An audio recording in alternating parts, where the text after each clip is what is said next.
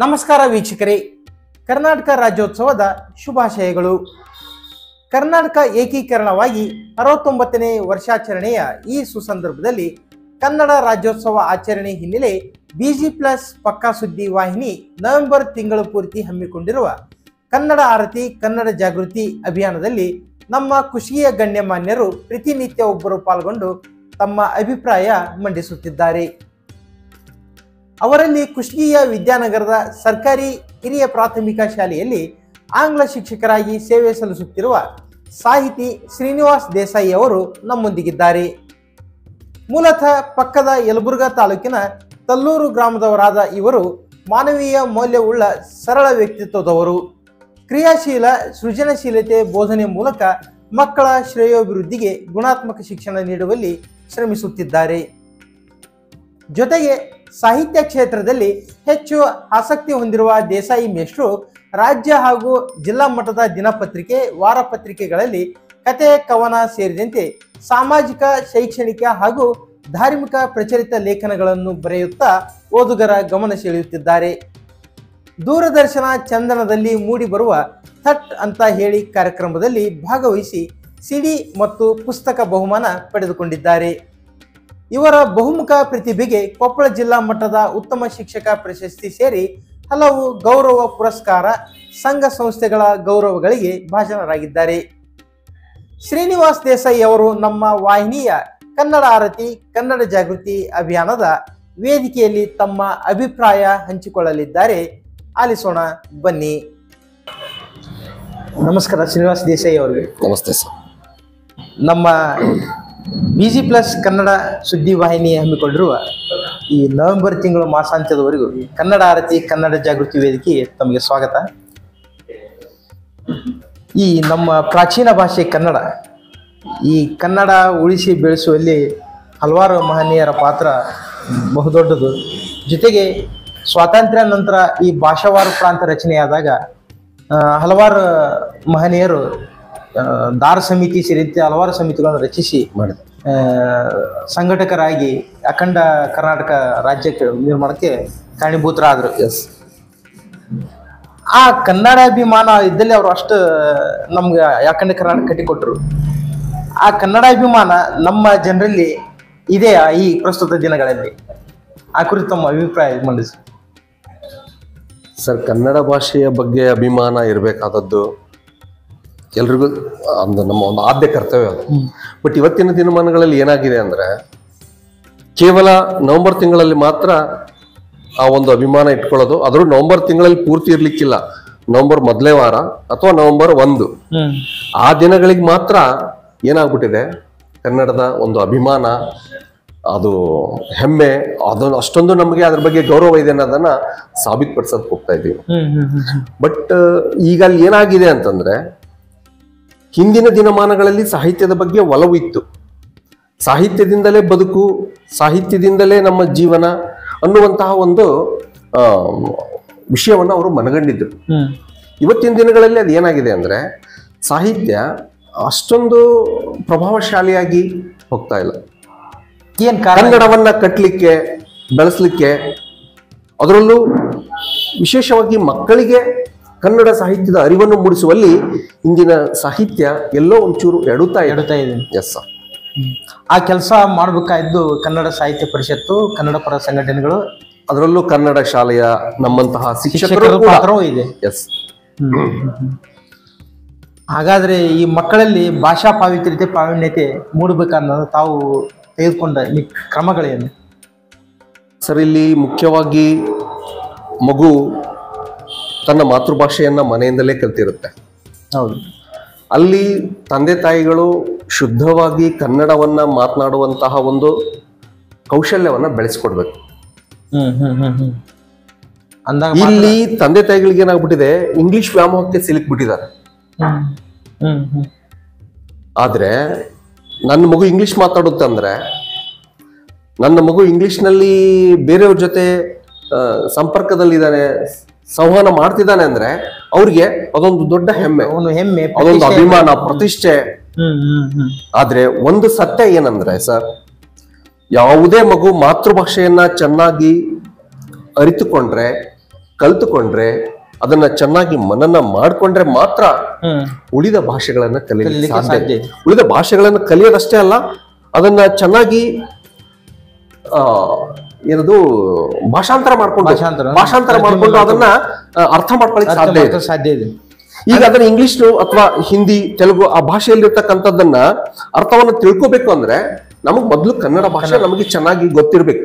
ಅದನ್ನ ಸರಿಯಾಗಿ ನಾವು ಭಾಷಾಂತರ ಮಾಡ್ಕೊಂಡಾಗ ಮಾತ್ರ, ನಮ್ಮ ಮಾತೃಭಾಷೆಯಲ್ಲಿ ಅದನ್ನ ತಿಳ್ಕೊಂಡಾಗ ಮಾತ್ರ ನಾವು ಅದನ್ನ ಚೆನ್ನಾಗಿ ಮನನ ಮಾಡ್ಕೊಳಿಕ್ ಸಾಧ್ಯ. ಈಗ ಹಾಗಾದ್ರೆ ಈಗ ಮಕ್ಕಳಲ್ಲಿ ಕಡ್ಡಾಯ ಕನ್ನಡ 10ನೇ ತರಗತಿ ಅಥವಾ 5ನೇ ತರಗತಿ ಒಂದು ಇಷ್ಟು ತರಗತಿವರೆಗೆ ಅಂತಂದು ಸೀಮಿತ ಮಾಡಿದ್ರೆ ಈ ರೀತಿ ಅವ್ರಿಗೆ ಆಸಕ್ತಿ ಹುಟ್ಟಬಹುದಲ್ಲ ಕನ್ನಡವನ್ನ ಕಟ್ಲಿಕ್ಕೆ ಸರ್ 1ರಿಂದ 5ನೇ ತರಗತಿಗೆ ಕಡ್ಡಾಯವಾಗಿ ಕನ್ನಡ ಮಾಧ್ಯಮದಲ್ಲೇ ಮಕ್ಕಳು ಓದ್ಬೇಕು. ಯಾಕೆಂದ್ರೆ ಅವ್ರಿಗೆ ಕನ್ನಡ ಕಲಿಯುವಂತಹ ಒಂದು ಒಳ್ಳೆಯ ಸಮಯ ಅದು. ಮಾತೃಭಾಷೆಯನ್ನ ಮನೆಯಲ್ಲಿ ಕಲ್ತಿರ್ತಾರೆ, ಅದ್ರ ಜೊತೆಯಲ್ಲೇ ಅವರು ಈ ಶಾಲೆಗಳಲ್ಲೂ ಕೂಡ LKG UKG ಅಡ್ಮಿಷನ್ ಆದ ತಕ್ಷಣನೇ ಅವರು ಇಂಗ್ಲಿಷ್ ಕಲಿಯೋದಕ್ಕೆ ಸ್ಟಾರ್ಟ್ ಮಾಡ್ಬಿಡ್ತಾರೆ. ಕೆಲವು ಪ್ರತಿಷ್ಠಿತ ಶಾಲೆಗಳಲ್ಲಿ, ಖಾಸಗಿ ಶಾಲೆಗಳಲ್ಲಿ ಕನ್ನಡ ಮಾತನಾಡಿದ್ರೆ ದಂಡ ಹಾಕ್ತಕ್ಕಂತಹ ಒಂದು ಮನೋಭಾವವನ್ನ, ಸತ್ಯವನ್ನ ನಾವು ಇವತ್ತು ನೋಡಿದೀವಿ. ಅದನ್ನ ನಾವು ಕಣ್ಣಾರೆ ನೋಡಿದೀವಿ. ಈಗ ಇನ್ನೊಂದು ಹಂಗಾದಾಗ ಸರ್ ಅಲ್ಲಿ ಏನಾಗುತ್ತೆ, ಮಗು ಕನ್ನಡವನ್ನ ಕಲಿಯೋದಕ್ಕೆ ಹಿಂಜರಿಯುತ್ತೆ, ಕನ್ನಡವನ್ನ ಮಾತನಾಡೋದಕ್ಕೆ ಹಿಂದೇಟ್ ಹಾಕುತ್ತೆ. ಅಂತಹ ಸಂದರ್ಭದಲ್ಲಿ ಯಾವುದೇ ಶಾಲೆ ಇರಲಿ, ಅದು ಖಾಸಗಿ ಶಾಲೆ ಇರಲಿ, ಸರ್ಕಾರಿ ಶಾಲೆ ಇರಲಿ, ಎಂಥದ್ದೇ ಶಾಲೆ ಆಗಿದ್ರು, ಅನುದಾನಿತ ಯಾವುದಾದ್ರೂ ಇರಲಿ, ಅದು ಆ ಶಾಲೆಗಳಲ್ಲಿ ಕನ್ನಡವನ್ನ ಕಡ್ಡಾಯವಾಗಿ ಕಲಿಸಲೇಬೇಕು 1ರಿಂದ 5ನೇ ತರಗತಿ. ಮುಂದಿನ ದಿನಗಳಲ್ಲಿ ಆ ಮಗು ತನ್ನ ಇಷ್ಟದಂತೆ ಉಳಿದ ಭಾಷೆಗಳನ್ನು ಕಲಿಬೇಕು, ಕಲಿಬಾರ್ದು ಅಂತಲ್ಲ. ನಮ್ಮ ಜ್ಞಾನಕ್ಕೋಸ್ಕರ, ನಮ್ಮ ಒಂದು ಹೆಚ್ಚಿನ ಒಂದು ಸಾಧನೆಯನ್ನು ಮಾಡಬೇಕು ಅಂದ್ರೆ ಉಳಿದ ಭಾಷೆಗಳ ಜ್ಞಾನ ಕೂಡ ಅಗತ್ಯ ಇದೆ. ಹಾಗಂತ ಹೇಳಿ ಕನ್ನಡವನ್ನ ತಿರಸ್ಕಾರ ಮಾಡಿ ಬೇರೆ ಭಾಷೆಯನ್ನ ಕಲಿಯೋದಾದ್ರೆ ಅದಕ್ಕೆ ಅರ್ಥ ಇರಲ್ಲ. ಇನ್ನೊಂದು, ಇವಾಗ ಇದು ಪಾಲಕರ ಜವಾಬ್ದಾರಿ, ಅವ್ರು ಕನ್ನಡ ಶಾಲೆಯಲ್ಲೇ ಕಲಿಸ್ಬೇಕು, ಸರಿ, ಒಪ್ಕೋಬಹುದು. ಈಗ ಈ ನಿಟ್ಟಿನಲ್ಲಿ ಇಲಾಖೆ ಅಥವಾ ಸರ್ಕಾರ ಏನ್ ಕ್ರಮ ತಗೊಂಡಿದೆ? ಈಗ ಅದು ಆಂಗ್ಲ ಮಾಧ್ಯಮ ಪರವಾನಗಿ ಕೊಡದೆ ಇಲಾಖೆ, ಅಂತಹ ಶಾಲೆಗಳ ಮೇಲೆ ಸಾಧ್ಯವಾದ ಮಟ್ಟಿಗೆ ಕಠಿಣ ಕ್ರಮ ತಗೊಳ್ಳಿಕ್ಕೆ ಸರ್ಕಾರ ಪ್ರಯತ್ನ ಮಾಡ್ಬೇಕು. ಯಾಕೆಂದ್ರೆ ಅವರು ಅನುಮತಿ ಕೊಡುವಾಗ್ಲೇನೆ ಕನ್ನಡ ಶಾಲೆ ಅಂತಾನೆ ಅನುಮತಿ ತಗೊಂಡಾಗ ಅಲ್ಲಿ ಮತ್ತೆ ಇಂಗ್ಲಿಷ್ ಭಾಷೆಯನ್ನ ಕಲಿಸೋದು, ಇಂಗ್ಲಿಷ್ ಮಾಧ್ಯಮದಲ್ಲೇ ಬೋಧನೆ ಮಾಡೋದು ಅಂದ್ರೆ ತಪ್ಪಾಗುತ್ತೆ.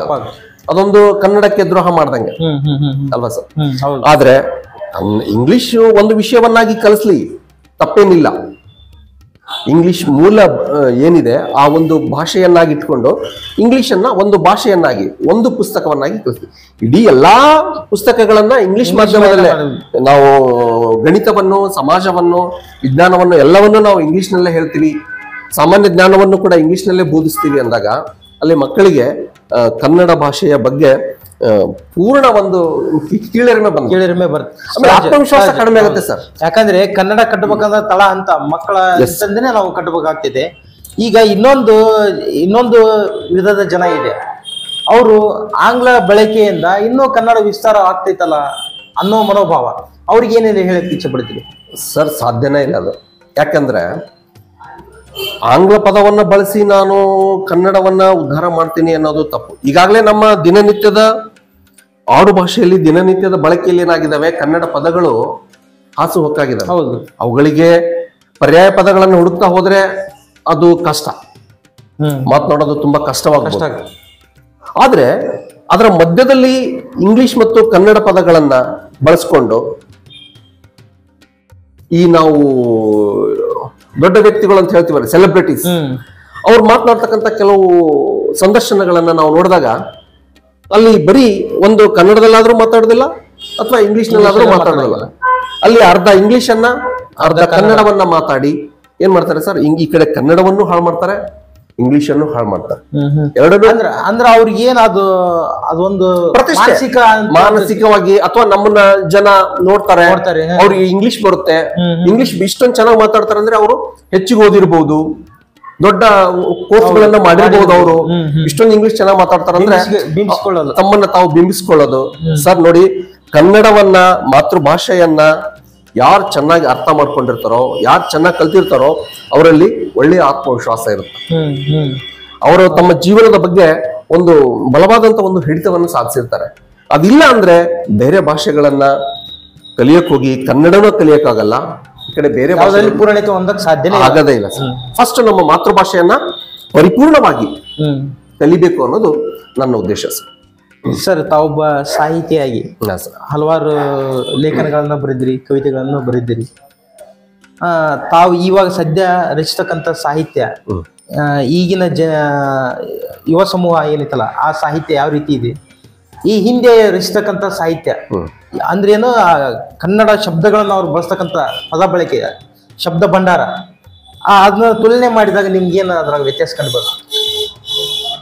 ಸರ್, ಈಗ ಹಿಂದಿನ ಸಾಹಿತ್ಯ, ಅದರಲ್ಲೂ ಹಳೆಗನ್ನಡ, ನಡುಗನ್ನಡ, ಹೊಸಗನ್ನಡ ಅಂತ 3 ವಿಧಗಳಲ್ಲಿ ಸಾಹಿತ್ಯದ ಒಂದು ಬಳಕೆ ಆಗ್ತಾ ಬಂತು. ಅಲ್ಲಿನ ಸಾಹಿತ್ಯದ ತಿರುಳನ್ನ ನೋಡಿದಾಗ ನಿಜಕ್ಕೂ ಅತ್ಯದ್ಭುತವಾದಂತಹ ಸಾಹಿತ್ಯ ನಮ್ದು. ಸುಮಾರು 2,000-2,500 ವರ್ಷಗಳ ಹಿಂದಿನ ಒಂದು ಪರಿಪೂರ್ಣವಾದಂತಹ ಸಾಹಿತ್ಯ. ಹೀಗಾಗಿನೇ ನಮಗೆ 8 ಜ್ಞಾನಪೀಠ ಪ್ರಶಸ್ತಿಗಳು ಲಭಿಸಿದ. ಬೇರೆ ಎಲ್ಲ ಭಾಷೆಗಳಿಗಿಂತಲೂ ಹೆಚ್ಚು ಪ್ರಶಸ್ತಿಗಳು ಸಿಗ್ಲಿಕ್ಕೆ ಕಾರಣ ನಮ್ಮ ಒಂದು ಆ ಕನ್ನಡ ಭಾಷೆಯ ಒಂದು ಬಲಾಢ್ಯತೆ ಎಷ್ಟಿದೆ ಅನ್ನೋದು ನಮ್ಗೆ ಗೊತ್ತಾಗುತ್ತೆ. ಜೊತೆಗೆ ಅದು ಏನಾಗುತ್ತೆ ಅಂದ್ರೆ ಸರ್, ಅವಾಗಿನ ಭಾಷೆ ಅದನ್ನ ಅವರು ಶುದ್ಧವಾಗಿ ಕನ್ನಡವನ್ನ ಬಳಸ್ತಿದ್ರು. ಈಗ ನೀವು ಹೇಳಿದಾಗೆ ಆಗಿನ ಒಂದು ಸಾಹಿತ್ಯದ ಪ್ರಕಾರಕ್ಕೆ ಈಗಿನ ಒಂದು ಸಾಹಿತ್ಯದ ಪ್ರಕಾರಕ್ಕೆ ವ್ಯತ್ಯಾಸ ಏನಂತ ಕೇಳ್ತಾ ಇದ್ದೀವಿ. ಈಗಿನ ಸಾಹಿತ್ಯದಲ್ಲೂ ಕೂಡ ಕನ್ನಡವನ್ನ ಚೆನ್ನಾಗಿ ಬಳಕೆ ಮಾಡೋರು ಇದ್ದಾರೆ, ಕನ್ನಡದಲ್ಲಿ ಪ್ರಾವೀಣ್ಯತೆಯನ್ನ ಸಾಧಿಸಿದವರು ಇದ್ದಾರೆ. ಹಲವಾರು ಸಾಹಿತ್ಯಗಳು ಪರಿಶುದ್ಧವಾದಂತಹ ಒಂದು ಕನ್ನಡದಲ್ಲಿ ಸಾಹಿತ್ಯವನ್ನ ರಚನೆ ಮಾಡಲಿಕ್ಕೆ ಒಂದು ಪ್ರಾರಂಭ ಮಾಡಿದ್ದಾರೆ. ಅದು ಕೂಡ ಒಂದು ಹೆಮ್ಮೆಯ ವಿಷಯ. ಅದ್ರ ಜೊತೆಯಲ್ಲಿ ಕೆಲವು ಜನ ಸಾಹಿತಿಗಳು, ಯುವ ಕವಿಗಳು ಅವ್ರು ಏನ್ ಮಾಡ್ತಾರೆ, ಅಲ್ಲಿ ಪ್ರಾಸ ಪದಗಳನ್ನ ಅಥವಾ ಒಂದೇನೋ ಜನರಿಗೆ ಆಕರ್ಷಣೆ ಕೊಡೋದಕ್ಕೋಸ್ಕರ ಇಂಗ್ಲಿಷ್ ಪದಗಳನ್ನ ಸೇರಿಸಿ ಕೊನೆಯಲ್ಲಿ ಪ್ರಾಸ ಬಂದ್ರೆ ಚೆನ್ನಾಗಿರುತ್ತೆ. ಆ ಒಂದು ನಿಟ್ಟಿನಲ್ಲಿ ಅವ್ರು ಏನ್ ಮಾಡ್ತಾರೆ, ಕನ್ನಡ ಭಾಷೆಯನ್ನ ಅಲ್ಲಿ ಇಂಗ್ಲಿಷ್ ಭಾಷೆಯನ್ನ ಸೇರಿಸಿ ಅಲ್ಲಿ ಅವ್ರು ಏನ್ ಮಾಡ್ತಾರೆ, ಮಿಶ್ರಣ ಮಾಡಿ ಏನೋ ಒಂದಿದ್ ಮಾಡಕ್ ಹೋಗ್ತಾರೆ. ಅಲ್ಲಿ ಅದು ನಿಜವಾಗ್ಲೂ ಅರ್ಥ ಕೊಡೋದಕ್ಕಿಂತ ಅನರ್ಥ ಕೊಡೋದೇ ಜಾಸ್ತಿ.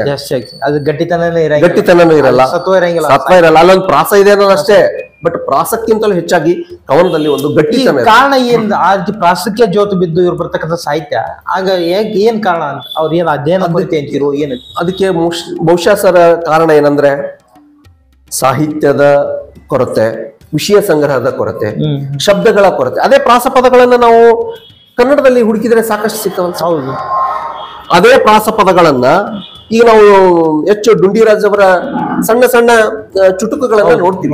2-3 ಲೈನ್ ಅಲ್ಲಿ ಇದ್ರೂ ಕೂಡ ಅವುಗಳು ಎಂತಹ ಒಂದು ಅರ್ಥವನ್ನ ಕೊಡ್ತಿರ್ತವೆ, ಎಂತಹ ಒಂದು ಒಳ್ಳೆ ಪ್ರಾಸ ಪದಗಳನ್ನು ಹೊಂದಿರ್ತವೆ.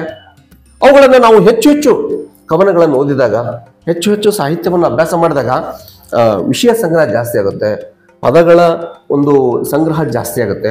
ಹಾಗಾದಾಗ ನಾವು ಒಳ್ಳೆ ಸಾಹಿತ್ಯವನ್ನು ರಚನೆ ಮಾಡಲಿಕ್ಕೆ ಸಾಧ್ಯ ಐತೆ. ಈಗ ಮುಂದಿನ ಭವಿಷ್ಯದ ಕನ್ನಡ ಉಳಿಬೇಕಂದ್ರೆ ಗಟ್ಟಿ ಸಾಹಿತ್ಯ ಬೇಕು ಸರ್, ಅಧ್ಯಯನ ಬೇಕು ಜೊತೆಗೆ. Yes sir. ಇನ್ನೊಂದು, ಇವಾಗ ನಾವು ಬಳಸತಕ್ಕಂಥ ಭಾಷೆ, ಆಡು ಭಾಷೆಯೊಳಗೆ ಆಂಗ್ಲ ಬೆರೆತಿದೆ, ಉರ್ದು ಬೆರೆತಿದೆ, ಮರಾಠ ಬೆರೆತಿದೆ. ಈ ನಾವು ಗಡಿ ಪ್ರದೇಶದ ಜನ, ಸಮೀಪದ ಜನ. ಇನ್ನೊಂದು ಇದು ಮುಂಬೈ ಕರ್ನಾಟಕ, ಬ್ರಿಟಿಷ್ ಆಡಳಿತದಲ್ಲಿ ಇರ್ತಕ್ಕಂಥದ್ದು, ಹೈದರಾಬಾದ್ ಕರ್ನಾಟಕ, ಕಲ್ಯಾಣ ಕರ್ನಾಟಕ, ನಿಜಾಮರ ಆಡಳಿತದಲ್ಲಿ ಇರ್ತಕ್ಕಂಥದ್ದು. ಈ ನಾವು ಮಾತನಾಡೋ ಸಹಜ ಭಾಷೆಯೊಳಗ ಇವೆಲ್ಲ 3 ಭಾಷೆ ಶಬ್ದಗಳು ಬೆರೆತು ಈ ಮುಂದಿನ ಕನ್ನಡ ಯಾವ ರೀತಿ ಇರುತ್ತೆ, ಇದು ಸುಧಾರಣೆ ಮಾಡ್ಬೇಕಂದ್ರ ಏನ್ ಕ್ರಮ ಕೈಗೊಳ್ಬೇಕು? ಸರಿ, ಈಗ ಇರ್ತಕ್ಕಂತಹ ಕನ್ನಡ ಭಾಷೆಯನ್ನ ಉಳಿಸಿ ಬೆಳೆಸ್ಕೊಂಡು ಹೋಗಿದ್ರೆ ಸಾಕು. ಇದರಲ್ಲಿರೋ ಪದಗಳನ್ನೇ ಮತ್ತೆ ಅವುಗಳನ್ನ ಅನರ್ಥ ಮಾಡಿ ಅವುಗಳಿಗೆ ಬೇರೆ ಪರ್ಯಾಯ ಪದಗಳನ್ನ, ಬೇರೆ ಭಾಷೆಯ ಪರ್ಯಾಯ ಪದಗಳನ್ನ ಜೋಡಿಸಿ ಅದನ್ನ ನಾವು ಕನ್ನಡದಲ್ಲಿ ಬಳಕೆ ಮಾಡೋದಾದ್ರೆ ಇನ್ನು ಮುಂದಿನ ದಿನಗಳಲ್ಲಿ ಕನ್ನಡ ಖಂಡಿತವಾಗಿ ಉಳಿಯಲ್ಲ. ಈಗಿರೋ ಒಂದು ಕನ್ನಡ ಸ್ಥಿತಿಗತಿ ಸ್ವಲ್ಪ ಮಟ್ಟಿಗೆ ಎಲ್ಲೋ ಇದಾಗಿರ್ಬೋದು, ಆದ್ರೆ ಇವತ್ತಿಗೂ ಕನ್ನಡ ಶ್ರೀಮಂತವಾಗಿದೆ. ಈ ಒಂದು ಶ್ರೀಮಂತವಾಗಿರ್ತಕ್ಕಂತಹ ಭಾಷೆಯನ್ನ ಉಳಿಸಿ ಬೆಳೆಸಿಕೊಂಡು ಹೋಗ್ಬೇಕಾಗಿದೆ. ಬೇರೆ ಭಾಷೆಗಳ ಪ್ರಭಾವ ಬೀರದ ಹಾಗೆ ಅದನ್ನ ನಾವು ಉಳಿಸಿ ಬೆಳೆಸ್ಕೊಂಡು ಹೋಗ್ಬೇಕಾಗತ್ತೆ. ಈ ಭಾಷಾಭಿಮಾನ ನಮ್ಮ ಜನತೆಗೆ ಯಾಕೆ ಮೂಡುತ್ತಿಲ್ಲ? ಈಗ ದ್ರಾವಿಡ ಭಾಷೆ ಅಂತ ಹೇಳ್ತೀವಿ, ಸೋದರ ಭಾಷೆ, ತಮಿಳು, ತೆಲುಗು, ಮಲಯಾಳಿ ಇವೆಲ್ಲ ಅವ್ರು ಬೇರೆ ಅವರಲ್ಲಿರೋ ಅಭಿಮಾನ ಬೇರೆ ಭಾಷೆ ಮಾತಾಡಂಗಿಲ್ಲ, ನಮ್ಮ ಕನ್ನಡದವರಿಗೆ ಬರ್ತಾ ಇಲ್ಲ. ಸರ್ ಅದನ್ನ ನಾವು ವಿಶೇಷವಾಗಿ ಮನೆಯಲ್ಲಿ ಮತ್ತು ಶಾಲೆಗಳಲ್ಲಿ ಶಿಕ್ಷಕರಾದವರು ನಾವು ಕನ್ನಡ ಸಾಹಿತ್ಯದ ಬಗ್ಗೆ ಮಕ್ಕಳಲ್ಲಿ ಅರಿವು ಮೂಡಿಸಬೇಕು, ಅಭಿಮಾನ ಬೆಳೆಸಬೇಕು. ಸಣ್ಣ ಸಣ್ಣ ಕವನಗಳನ್ನ ಬರೆಯೋದಕ್ಕೆ ಅವರಿಗೆ ನಾವು ಪ್ರೇರಣೆ ಕೊಡಬೇಕು. ನಮ್ಮ ಕನ್ನಡ ಸಾಹಿತ್ಯದ ಬಗ್ಗೆ, ಮಹಾನ್ ಕವಿಗಳ ಬಗ್ಗೆ, ಕನ್ನಡ ಸಾಹಿತ್ಯ ಬೆಳೆದು ಬಂದಂತಹ ಬಗ್ಗೆ ಸ್ವಲ್ಪ ಹೇಳ್ಬೇಕು. ಅವ್ರಿಗೆ ಪ್ರಾಥಮಿಕ ಹಂತದಲ್ಲೇ ಹೇಳಿದಾಗ ಅವ್ರಿಗೆ ಅದ್ರ ಬಗ್ಗೆ ಅರಿವು ಮೂಡುತ್ತೆ. ಓ, ನಮ್ದು ಇಂತಹ ಭಾಷೆ ಇದೆ, ನಾನು ಕನ್ನಡ ಭಾಷೆಯನ್ನೇ ಮಾತಾಡಬೇಕು ಅನ್ನುವಂತಹ ಒಂದು ಮನೋಭಾವ ಅವರಲ್ಲಿ ಸಹಜವಾಗಿ ಬಂದೇ ಬರುತ್ತೆ. ಸಣ್ಣ ಕವನಗಳನ್ನ ಬರೆಯೋದಿಕ್ಕೆ ಅದರಲ್ಲಿ ಒಂದು 20-25 ಜನ ಒಂದು ತರಗತಿಯಲ್ಲಿದ್ರೆ ಅವರು ಯಾರು ಚೆನ್ನಾಗಿ ಬರೆದಿರ್ತಾರೆ ಅವ್ರಿಗೊಂದು ಸಣ್ಣ ಬಹುಮಾನ ಕೊಡೋದ್ರ ಮುಖಾಂತರ ಪ್ರೇರಣೆ ನೀಡಿದಾಗ ಅವ್ರ ಮುಂದೆ ಒಳ್ಳೆ ಸಾಹಿತಿಗಳಾಗ್ಲಿಕ್ಕೆ, ಒಳ್ಳೆ ಕವಿಗಳಾಗ್ಲಿಕ್ಕೆ ಅದು ನಿಜವಾಗ್ಲೂ ಸ್ಫೂರ್ತಿ ತುಂಬುತ್ತೆ. ಈಗ ಆ ಕೆಲಸವನ್ನ ನಾವು ಮಾಡ್ತಾ ಇದೀವಿ ಸರ್, ಖಂಡಿತ ಮಾಡ್ತಾ ಇದ್ರಿ. ಎಸ್ ಸರ್, ಸಾಕಷ್ಟು ಅದರ ಆಗಾಗ ಕನ್ನಡ ಸಾಹಿತ್ಯದ ಬಗ್ಗೆ ಇದು ಒಂದು ಯಾವ್ದೋ ವಿಷಯ ಕೊಡೋದು. ನಮ್ಮ ಶಾಲೆ ಬಗ್ಗೆ ಬರೀರಿ, ನಮ್ಮ ಮನೆ, ನಮ್ಮ ನೆಚ್ಚಿನ ಪ್ರಾಣಿ, ಅವುಗಳ ಬಗ್ಗೆ ಬರೆಯೋದು, ಒಂದು ವಿಷಯ ಕೊಡೋದು ಸರ್. ಅಲ್ಲಿ ಇರ್ತಕ್ಕಂತಹ ಅಕ್ಷರಗಳಲ್ಲಿ ಆಗಿರ್ತಕ್ಕಂಥ ಲೋಪದೋಷಗಳನ್ನ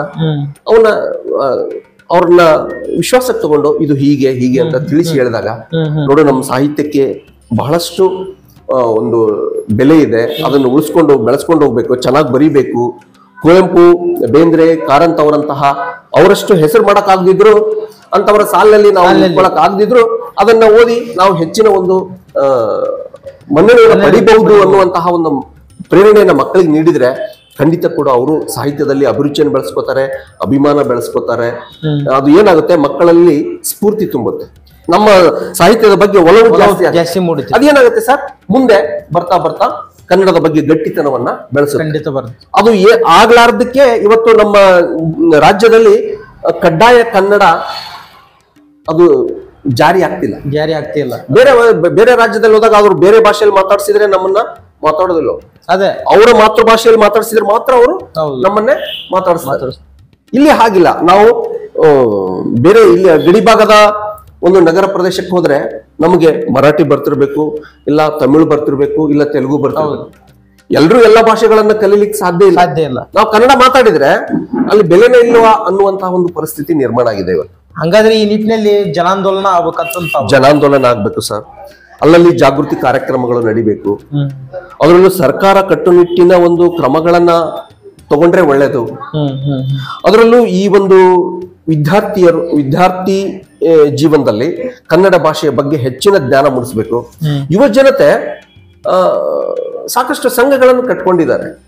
ಆ ಸಂಘಗಳು ಕ್ರಿಯಾಶೀಲವಾಗಿ ಕೆಲಸ ಮಾಡಬೇಕು. ಕನ್ನಡ ನಾಡು ನುಡಿ ಉಳಿವಿನ ಬಗ್ಗೆ ಅವರು ಕ್ರಿಯಾಶೀಲವಾಗಿ ಕೆಲಸ ಮಾಡಿದ್ರೆ ಖಂಡಿತವಾಗಿ ಕನ್ನಡ ವಿಶ್ವದ ಒಂದು ವಿಶ್ವದೆಲ್ಲೆಡೆ ಒಂದು ಪ್ರಪಂಚ ನಮ್ಮ ಒಂದು ಬಾವುಟ ಹಾರಾಡುತ್ತೆ. ವಿಶ್ವರಾಣಿ ಅಂತಂದು ಕರೆಸ್ಕೊಂಡಿದೆ. ವಿಶ್ವದ ರಾಣಿ ಇದು ಕನ್ನಡ ಭಾಷೆ ಅಂತ ಕರೆಸ್ಕೊಂಡಿದೆ. ಆದ್ರೆ ಅದೇ ವಿದೇಶಿ ವಿದೇಶಿಗರು ಹೇಳ್ತಾರೆ, ವಿಶ್ವದೊಳಗಿರುವ ಸುಮಾರು 71 ಅಳಿವಿನಂಚಿನ ಭಾಷೆಗಳಲ್ಲಿ ಕನ್ನಡವೂ ಒಂದಿದೆ ಅಂತ ಹೇಳಿದೆ. ಈ ಪ್ರಸ್ತುತ ವ್ಯವಸ್ಥೆ ನೋಡಿದ್ರೆ ಮುಂದೆ ಭವಿಷ್ಯ ಇದಕ್ಕಿಲ್ಲ ಅಂತ ತಾವು ಹೇಳೋ ಪ್ರಕಾರ? ಇಲ್ಲ ಸರ್, ನಾನು ಭವಿಷ್ಯದಲ್ಲಿ ಹಾಳಾಗ್ತಕ್ಕಂಥ ಭಾಷೆ ಇದು ಅಂತ ನಾನು ಒಪ್ಕೊಳ್ಳಲ್ಲ. ಭವಿಷ್ಯದಲ್ಲಿ ಇದು ಖಂಡಿತವಾಗಿಯೂ ಕೂಡ ಇನ್ನೂ ಶ್ರೀಮಂತ ಭಾಷೆಯಾಗಿ ಉಳಿಯುತ್ತದೆ. ಅದನ್ನ ನಾ ಹೇಳಿದ್ನಲ್ಲ ಸರ್, ಉಳಿಸಿ ಬೆಳೆಸ್ಕೊಂಡು ಹೋಗ್ಬೇಕಾದಂತ ಕರ್ತವ್ಯ ನಮಗಿದೆ. ಅದರಲ್ಲೂ ಶಿಕ್ಷಕರು, ಪಾಲಕರು, ವಿವಿಧ ಕನ್ನಡ ಪರ ಸಂಘಟನೆಗಳು, ಕನ್ನಡ ಸಾಹಿತ್ಯ ಪರಿಷತ್ತು, ಸಾಹಿತಿಗಳು ಹೆಚ್ಚು ಕ್ರಿಯಾಶೀಲರಾಗಿ ಕೆಲಸ ಮಾಡಿದ್ರೆ ಕನ್ನಡ ಭಾಷೆ ಇನ್ನೂ ಶ್ರೀಮಂತವಾಗಿ ವಿಶ್ವದೆಲ್ಲೆಡೆಯಲ್ಲಿ ಗಮನ ಸೆಳೆಯುವಂತ ಒಂದು ಭಾಷೆಯಾಗುತ್ತೆ. ಬೇರೆ ದೇಶದ ಯಾವುದೋ ಒಂದು ನೋಟಿನ ಮೇಲೆ ನಮ್ಮ ಕನ್ನಡ ಭಾಷೆಯ ಅಕ್ಷರಗಳು ಇದ್ದದ್ದನ್ನ ನಾವು ಗಮನಿಸಿದೀವಿ. ಬೇರೆ ದೇಶದವರು ನಮ್ಮ ಕನ್ನಡ ಭಾಷೆಗೆ ಅಷ್ಟೊಂದು ಮಹತ್ವವನ್ನು ಕೊಟ್ಟಿದ್ದಾರೆ, ಅಷ್ಟೊಂದು ಬೆಲೆಯನ್ನ ಕೊಟ್ಟಿದ್ದಾರೆ, ಅಷ್ಟೊಂದು ಅಭಿಮಾನ ಅವ್ರಿಗಿದೆ. ಆ ಅಭಿಮಾನ ನಮಗೆ ಅರ್ಧದಷ್ಟಿದ್ರು ಸಾಕು, ಕನ್ನಡ ಭಾಷೆ ಶ್ರೀಮಂತ ಭಾಷೆಯಾಗಿ ಉಳಿಯುತ್ತೆ ಅಂತ ಹೇಳ್ತಾರೆ. ಇವಾಗ ಮಕ್ಕಳಿಗೆ ಗ್ರಂಥಾಲಯ ವ್ಯವಸ್ಥೆ ಎಲ್ಲ ಶಾಲೆಯೊಳಗಿದೆ ಇದೆ ಸರ್. ಅದನ್ನ ಓದುವ ಹವ್ಯಾಸ ಮಕ್ಕಳಲ್ಲಿ ಅತಿ ಹೆಚ್ಚಾಗಿ ಓದುವ ಗ್ರಂಥಾಲಯ ವ್ಯವಸ್ಥೆ ಇರಲೇಬೇಕು ಸರ್. ಗ್ರಂಥಾಲಯ ವ್ಯವಸ್ಥೆ ಶಾಲೆಗಳಲ್ಲೂ ಇರಬೇಕು, ಸಾರ್ವಜನಿಕ ಒಂದು ಸ್ಥಳಗಳಲ್ಲೂ ಕೂಡ ಅಲ್ಲಲ್ಲಿ ಏನಿದ್ರೆ ಗ್ರಂಥಾಲಯದ ವ್ಯವಸ್ಥೆ ಇದ್ರೆ ಓದುವಂತ ಹವ್ಯಾಸ ಜಾಸ್ತಿ ಆಗುತ್ತೆ.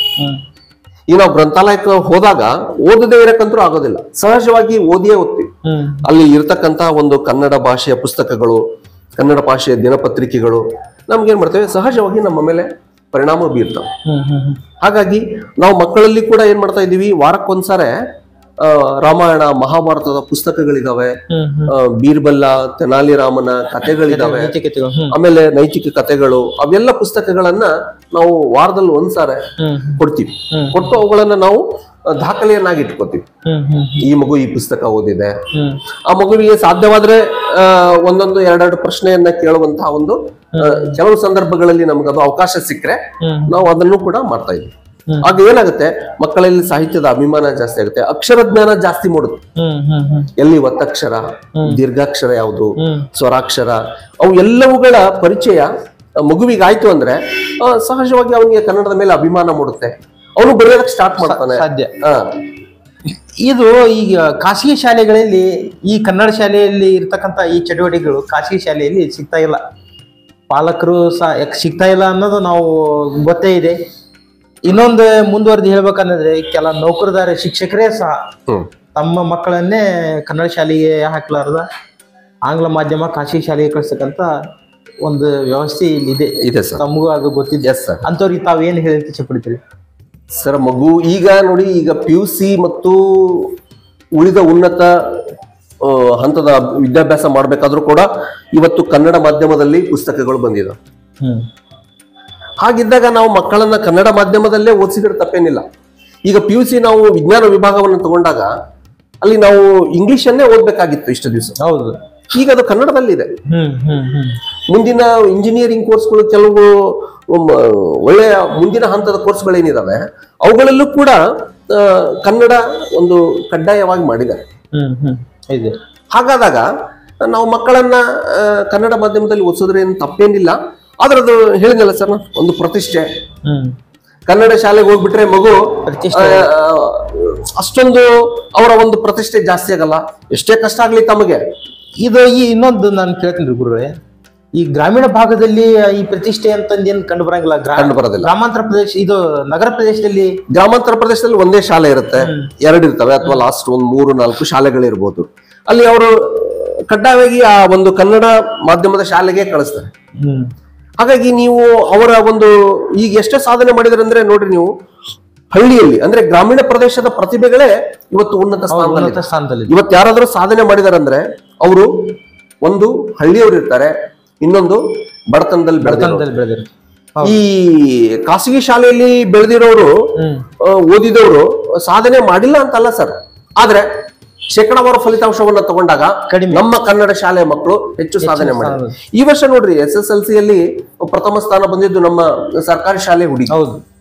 ಹಾಗಿದ್ದಾಗ ನಾವು ಮತ್ತೆ ಯಾಕೆ ಅವ್ರನ್ನ ಒಂದು ಖಾಸಗಿ ಶಾಲೆಗೆ ಸುಮಾರು ಲಕ್ಷಾನುಗಟ್ಟಲೆ ದುಡ್ಡು ಕೊಟ್ಟು ಸೇರಿಸಬೇಕು? ಫ್ರೀ, ಎಲ್ಲವೂ ಉಚಿತ ಇದೆ ಸರ್. ಊಟ, ವಸತಿ, ಪ್ರತಿಯೊಂದು ಪುಸ್ತಕ, ಎಲ್ಲವೂ ಸಮವಸ್ತ್ರ ಉಚಿತವಾಗಿ ಕೊಡ್ತಿರುವಂತಹ ಒಂದು ಶಾಲೆಗಳಿಗೆ ಅವರನ್ನ ನಾವು ದಾಖಲು ಮಾಡಿ ಒಳ್ಳೆ ಫಲಿತಾಂಶವನ್ನ ನಿರೀಕ್ಷೆ ಮಾಡಬಹುದು, ತಪ್ಪೇನಿಲ್ಲ ಸರ್. ಈಗ ಮಕ್ಕಳ ಕಲಿಕಾ ಮಟ್ಟ ಮತ್ತು ಜನರಿಗೆ ಈ ಕನ್ನಡದ ಬಗ್ಗೆ ತಾವು ಇನ್ನೂ ಏನು ಹೇಳಲು ಇಚ್ಛೆ ಪಡ್ತೀರಿ, ಮತ್ತು ಈ ಇಲಾಖೆ ಮತ್ತು ಸರ್ಕಾರಕ್ಕೆ? ಇನ್ನೊಂದು ಅದಕ್ಕಿಂತ ಮುಂಚೆ ಒಂದು ನಿಮಗೆ ಪ್ರಶ್ನೆ ಮಾಡ್ತೀನಿ ಗುರುಗಳೇ. ಈ ಮಕ್ಕಳಿಗೆ ಗುಣಮಟ್ಟದ ಶಿಕ್ಷಣ ಕೊಡಲು ಕಷ್ಟ ಸಾಧ್ಯವಾಗ್ತಿದೆಯಾ ಶಿಕ್ಷಕರಿಗೆ? ಕೆಲವೊಂದು ಸರ್ಕಾರದ ತರ್ತಂತ ಯೋಜನೆ, ಸಮೀಕ್ಷೆ ಕಳಿಸಂಥದ್ದು, ಬೇರೆ ಬೇರೆ ತರಬೇತಿ ಕಳಿಸ್ತಕ್ಕಂಥದ್ದು, ಮತ್ತು ಈ ಬಿಸಿ ಊಟದ ಯೋಜನೆ ಅಂತದ್ದು, ಇದು ನಿಮ್ಗೇನ್ ತೊಡಕು ಏನ್ ಆಗ್ತದಿಲ್ಲ? ತೊಡಕು ಆಗ್ತಿಲ್ಲ ಸರ್. ಏನಾಗಿದೆ ಅಂದ್ರೆ ಶಿಕ್ಷಕರ ಕೊರತೆ ಇದೆ. ಶಿಕ್ಷಕರ ಕೊರತೆ ಇರೋದ್ರಿಂದ ಈ ಎಲ್ಲಾ ಯೋಜನೆಗಳನ್ನ ಅನುಷ್ಠಾನ ಮಾಡ್ಲಿಕ್ಕೆ ಸಾಧ್ಯ ಆಗ್ತಿಲ್ಲ. ಸರ್ಕಾರದ ಯೋಜನೆಗಳು ಎಲ್ಲವೂ ಚೆನ್ನಾಗೇ ಇದಾವೆ. ಈ ಬಿಸಿಯೂಟ ಯೋಜನೆ ಅದೇನು ಮಕ್ಕಳಿಗೆ ಅಥವಾ ಶಿಕ್ಷಕರಿಗೆ ತೊಂದರೆ ಕೊಡುವಂತದ್ದೇನಲ್ಲ, ಅದಕ್ಕೆ ಬೇರೆ ಪರ್ಯಾಯ ವ್ಯವಸ್ಥೆಯನ್ನ ಮಾಡ್ಕೊಂಡಾಗ ಅದು ಮಕ್ಕಳಿಗೂ ಅನುಕೂಲ, ನಮಗೂ ಅನುಕೂಲ ಆಗುತ್ತೆ. ಎಷ್ಟೋ ಮಕ್ಕಳು ಮೊಟ್ಟೆ ತಿನ್ನೋದ್ರಿಂದ ಎಷ್ಟೋ ಜನರ ಒಂದು ಮಕ್ಕಳ ಒಂದು ಪೌಷ್ಟಿಕಾಂಶ ಜಾಸ್ತಿ ಹೆಚ್ಚಿಗೆ ಆಗಿದೆ. ಅದನ್ನ ನಾವು ಇವತ್ತು ಅದರ ನಿರ್ವಹಣೆ ಜವಾಬ್ದಾರಿ ನೇರವಾಗಿ ಇರುವಂತ 2-3 ಜನ ಶಿಕ್ಷಕರ ಮೇಲೆ ಬಿದ್ದಾಗ ಸ್ವಲ್ಪ ಅಲ್ಲಿ ತೊಂದರೆ ಆಗ್ತದೆ ಅವ್ರಿಗೆ. ಅದಕ್ಕೆ ಪರ್ಯಾಯ ವ್ಯವಸ್ಥೆಯನ್ನು ಹುಡುಕಿದಾಗ ಆ ಸರ್ಕಾರದ ಯೋಜನೆಗಳು ನಿಜಕ್ಕೂ ಒಳ್ಳೆಯ ಫಲಿತಾಂಶವನ್ನು ಕೊಡ್ತಾ ಇದ್ವಿ ಸರ್. ಅದು ಜೊತೆಗೆ ಏನಾಗಬೇಕಂದ್ರೆ ಯೋಜನೆಗಳನ್ನ ನಾವು ಅನುಷ್ಠಾನ ಕಾರ್ಯರೂಪಕ್ಕೆ ತರುವಲ್ಲಿ ಧನಾತ್ಮಕ ಅಂಶಗಳನ್ನ ಇಟ್ಕೊಂಡಾಗ ಅಲ್ಲಿ ನಮ್ಗೆ ಯಾವುದು ಇದು ನಮ್ಮಿಂದ ಆಗಲ್ಲ, ಇದು ಸರಿ ಇಲ್ಲ ಅನ್ನುವಂತಹ ಒಂದು ಭಾವನೆ ಹೊರಟೋಗ್ತದೆ. ಸ್ವಲ್ಪ ಶ್ರಮ ವಹಿಸ್ಬೋದು, ಸ್ವಲ್ಪ ಒಂದು ತೊಂದರೆ ಆಗ್ಬೋದು, ಸ್ವಲ್ಪ ಹೆಚ್ಚಿನ ಶ್ರಮ ಆಗ್ಬೋದು. ಬಟ್ ಆ ಯೋಜನೆಗಳ ಒಂದು ಉದ್ದೇಶವನ್ನು ತಿಳ್ಕೊಂಡಾಗ ಅದನ್ನು ನಾವು ಜಾರಿಗೆ ತರಲಿಕ್ಕೆ, ಸಫಲ ಮಾಡ್ಲಿಕ್ಕೆ, ಅದನ್ನ ಯಶಸ್ವಿಗೊಳಿಸ್ಲಿಕ್ಕೆ ತೊಂದರೆ ಏನಾಗಲ್ಲ ಸರ್. ಸರ್, ಈಗ ತಮ್ಮ ಸಾಹಿತ್ಯ ಚಟುವಟಿಕೆ ಹೇಗೆ ಮುಂದುವರಿದಿದೆ? ಕೃತಿಗಳ ನಾನು 22 ವರ್ಷದಿಂದಾನೇ ಸಾಹಿತ್ಯ ರಚನೆ ಮಾಡ್ತಾ ಬಂದಿದ್ದೀನಿ ಸರ್. ವಾರದಲ್ಲಿ ಒಂದು ದಿನ, ಅದರಲ್ಲೂ ವಿಶೇಷವಾಗಿ ಶನಿವಾರದ ದಿನ, ನಾನು ಶನಿವಾರ ಅಥವಾ ರವಿವಾರ ದಿನ ಸಾಹಿತ್ಯ ರಚನೆಯ ಬಗ್ಗೆ 1 ಗಂಟೆ ಅಥವಾ 2 ಗಂಟೆ ಸಮಯವನ್ನ ಅದಕ್ಕಾಗಿನೇ ಮೀಸಲಿಟ್ಬಿಟ್ರು. ಬೇರೆ ಉಳಿದ ದಿನಗಳಲ್ಲೂ ನಮಗೂ ಸಮಯ ಸಿಗಲ್ಲ. ಅದಕ್ಕೆ ಸಾಕಷ್ಟು ಏಕಾಗ್ರತೆ ಬೇಕು. ಸುಮ್ಮನೆ ಏನೋ ಬರಿತೀನಿ ಅಂದ್ರೆ ಅದು ಪ್ರಯೋಜನ ಇಲ್ಲ. ಅದನ್ನ ಓದಿ 4-6 ಜನ ಕನಿಷ್ಠ ಅದ್ರ ಬಗ್ಗೆ ಪರಿಣಾಮ ಬೀರಿರ್ಬೇಕು. ಅದು ಸಾಮಾಜಿಕವಾಗಿ ಉಪಯೋಗಕ್ಕೆ ಬರ್ತಿರ್ಬೇಕು, ಮಕ್ಕಳಲ್ಲಿ ಶೈಕ್ಷಣಿಕವಾಗಿ ಉಪಯೋಗಕ್ಕಾಗಿರ್ಬೇಕು. ಎಲ್ಲಾ ರೀತಿಯಿಂದಲೂ ಅದು ಒಂದು ನನ್ನ ಒಂದು ಸಣ್ಣ ಒಂದು ಕವನನೇ ಇರ್ಲಿ, ದೊಡ್ಡದಾದ್ರೂ ಇರ್ಲಿ, ಸಾಹಿತ್ಯ ಇರ್ಲಿ, ಅದು ಎಲ್ಲರಿಗೂ ಉಪಯೋಗ ಆಗ್ತಿದ್ರೆ ಮಾತ್ರ ಆ ಸಾಹಿತ್ಯಕ್ಕೊಂದು ಬೆಲೆ. ಅದ್ರ ಜೊತೆಗೆ ಅದು ಕೂಡ ನಮ್ಮ ಮನಸ್ಸಿಗೆ ಏನ್ ಕೊಡುತ್ತೆ? ತೃಪ್ತಿಯನ್ನು ಕೊಡುತ್ತೆ, ಆತ್ಮತೃಪ್ತಿ ಆಗ್ತಿರುತ್ತೆ. ಹಾಗಾಗಿ ಸಾಹಿತ್ಯವನ್ನ ನಾನು ನಿರಂತರವಾಗಿ ಮಾಡ್ತಾ ಇದ್ದೀನಿ ಸರ್. ಅದು ನನ್ನ ಒಂದು ಹವ್ಯಾಸವಾಗಿ ಇಟ್ಕೊಂಡು ಬಂದಿದ್ದೀನಿ. ಸುಮಾರು ಸಂಘ ಸಂಸ್ಥೆಗಳು ಕೂಡ ನನ್ನ ಸಾಹಿತ್ಯವನ್ನ ಗುರುತಿಸಿ ಬೆಂಬಲಿಸಿ ಬಹಳಷ್ಟು ಒಂದು ಪ್ರಶಸ್ತಿಗಳನ್ನ ನೀಡಿ ಸನ್ಮಾನ ಮಾಡಿದ್ದಾರೆ. ನಾನು ಅವರಿಗೆ ಚಿರಋಣಿ. ಯಾಕಂದ್ರೆ ಸಾಹಿತ್ಯವನ್ನ ಗುರುತಿಸ್ತಕ್ಕಂತ ಕೆಲಸವನ್ನ ಬೇರೆಯವ್ರು ಮಾಡ್ತಿದ್ದಾರೆ, ಈಗ ನೀವು ಕೂಡ ಅದೇ ಕೆಲಸವನ್ನ ಮಾಡ್ತಾ ಇದ್ದೀರಿ.